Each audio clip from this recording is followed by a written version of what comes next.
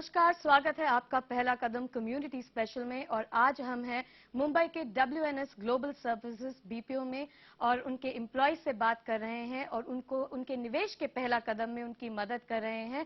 हमारे खास मेहमान हमारे साथ हैं सेतुराम अय्यर, CIO शिंसे इंडिया, और मिस्टर लवई नवलखी जो कि जाने माने फाइनेंशियल प्लानर हैं। मिस्टर सेतुराम, सबसे पहले आपसे ये पूछना चाहूंगी कि जब आप अपने निवेश का पहला कदम रखते हैं, अपनी इन्वेस्टमेंट्स फर्स्ट टाइम की शुरुआत करते हैं, तो क्या सोच के करना चाहिए? आपके पास जानकारी ज्यादा नहीं होती है, बस आपके पास लोग आते हैं कि ये ले लीजिए, स्टॉक्स में इन्वेस्ट कर लीजिए, म्यूचुअल फंड्स ले लीजिए।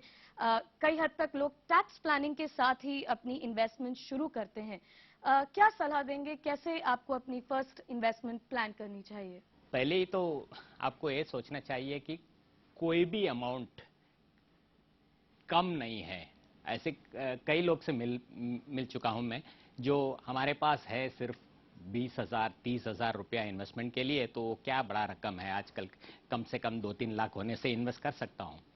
तो ये जो है amount is not relevant. You can invest even if you have 10,000 rupees.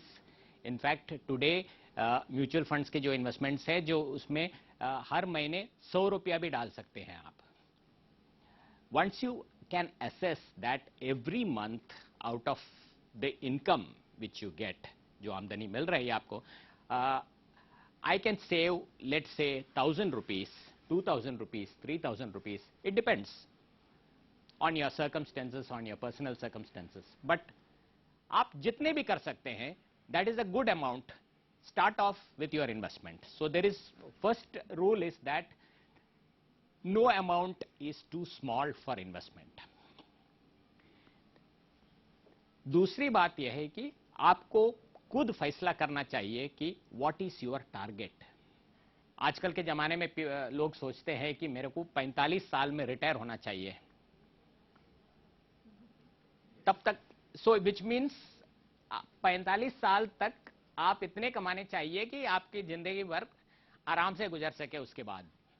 So your target for investment has to be set.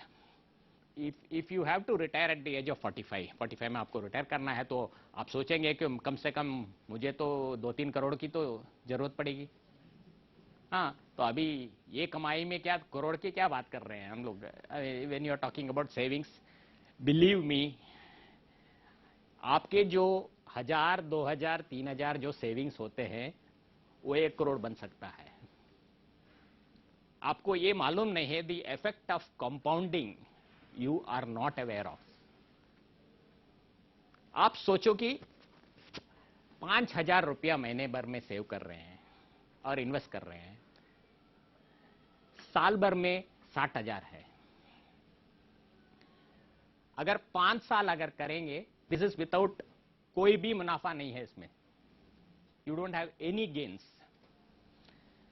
And 3 lakhs, believe me, will multiply if you get, अभी equity जो investments है उसमें पिछले 25 साल से अगर देखेंगे, if you have not invested, you don't have two by stocks, अगर आप सेंसेक्स में या निफ्टी में आप डाल देंगे तो उसमें 17-18% एनुअलाइज्ड कंपाउंडेड रिटर्न्स मिल रहे हैं 20-25 साल से।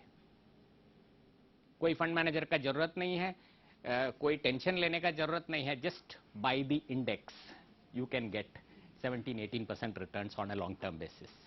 इसी तरह से आप अगर 25 या 30 साल के बात कर रहे हैं, तो a small amount of investment can actually multiply and become into crores. एक और बहुत इम्पोर्टेंट बात ये भी होती है कि टू स्टार्ट अर्ली। अगर आप जानकारी दें कि अगर आप जल्दी शुरुआत करते हैं अपने इन्वेस्टमेंट्स के लिए, तो किस तरीके का फायदा हो सकता है, भले ही वो आपकी इन्वेस्टमेंट्स रिटायरमेंट के लिए हो या इन्वेस्टमेंट्स आपकी जनरली हो। अगर आप अपने खुद के फैमिली में देखें तो lot of people are living till 85 and even 90।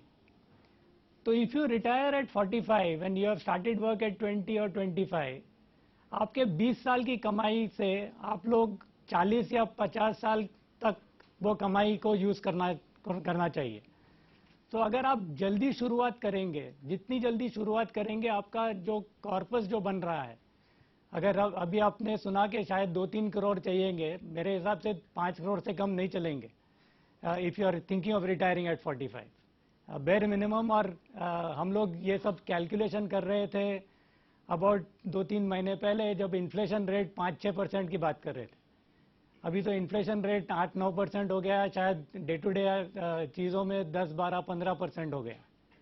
तो if you take that effect into account, हाँ वो सही है कि वो inflation rate is not going to remain 10-15% throughout, but even if it happens for 3 years or 5 years and it happens to be the time which is closest to your retirement, तभी आपके पास, या retirement के बाद, तभी आपके पास additional funds नहीं है डालने के लिए कि मैं एडिशनल फंड डालूंगा और मेरा कॉर्पस बढ़ जाएगा और मैं इन्फ्लेशन बढ़ गया तो भी मैं I will manage my day to day lifestyle.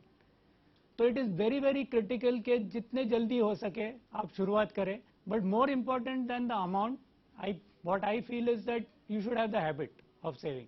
So just start with whatever amount you feel comfortable with. शुरू कर दीजिए.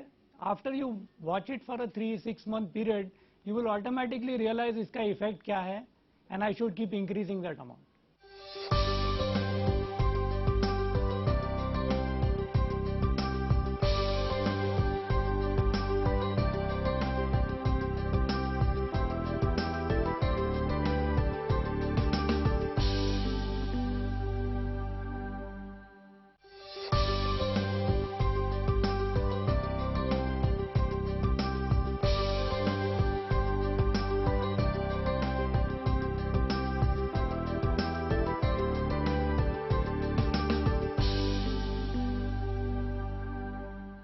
सबसे पहले आप सबसे पूछना चाहूंगी, आप में से कौन लोग हैं जो इन्वेस्टमेंट्स रेगुलरली करते हैं? हाथ ऊपर। और कितने लोग हैं जो सिर्फ टैक्स प्लानिंग के लिए इन्वेस्टमेंट्स करते हैं? मिस्टर सेतुराम, आपसे पूछना चाहूंगी, हालांकि टैक्स प्लानिंग एक फर्स्ट स्टेप